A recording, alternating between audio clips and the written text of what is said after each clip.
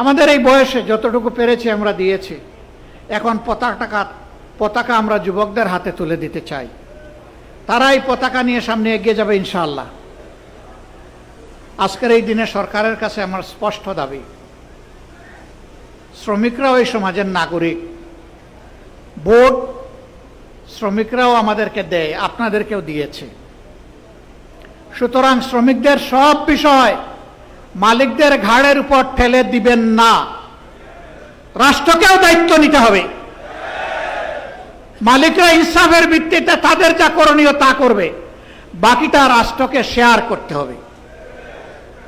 শ্রমগণ এলাকায় কোনো বিশেষায়িত হসপিটাল নাই।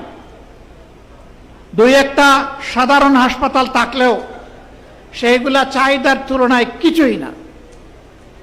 আমরা দাবি করব শ্রমগণা এলাকাগুলোতে অবশ্যই মানসম্মত সাধারণ হাসপাতাল যেমন থাকবে, তেমন বিশেষায়িত হাসপাতালও সরকারকে গড়ে তুলতে হবে এবং শ্রমিকদের চিকিৎসা সঙ্গতভাবে এর ব্যয়ভার সরকার এবং মালিক পক্ষকে শেয়ার করে বহন করতে হবে। কারণ শ্রমিকদেরকে যা বেতন ভাতা দেওয়া হয় তা দিয়ে পেটের জুগানি হয় না, চিকিৎসার খরচ বাঁচাবে কোত্থেকে?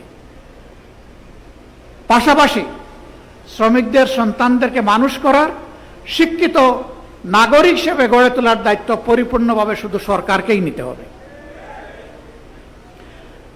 মালিকের ছেলে মালিক হবে, শ্রমিকের ছেলে মালিক হবে না। রাজার ছেলে রাজা হবে। আমার একজন শ্রমিক ভাইয়ের ছেলে কি প্রধানমন্ত্রী প্রেসিডেন্ট হওয়ার পথে কোনো নিষেধাজ্ঞা আছে? আমরা চাই সেই শ্রমিক বন্ধুটি ভাইটির ঘর থেকে আগামী দিনের প্রধানমন্ত্রী বের হয়ে আসুক। সেই শিক্ষা, সেই পরিবেশ সরকারকে, রাষ্ট্রকে নিশ্চিত করতে হবে। বন্ধুগণ, অনেক কথা ছিল, একটা আজান হয়ে যাবে, এই জন্য আমি আজকে কথা এখানেই রাখলাম। মুক্তির ময়দানে লড়াই হবে। আমাদের অধিকার, জনগণের অধিকার আবার পায়ের তলায় পিষ্ট করার পায় তারা শুরু হয়েছে। আমরা সংসদ থেকে বের হয়ে এসেছি, কিন্তু আমরা আবার সংসদে ফিরে যাব।